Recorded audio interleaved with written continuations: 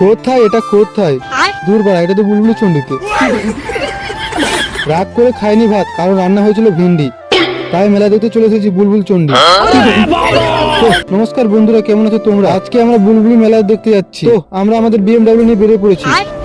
এটা হচ্ছে হাসপাতালে বুড়ি মা, এটা বিসর্জন হয়ে গেছে। তো ফাইনালি মেলায় চলে আসি আমরা। দেখছো লাইটিং গুলো সব খুলে ফেলেছে। তারপর আমরা আমাদের BMW পার্কিং এ লাগিয়ে দিই।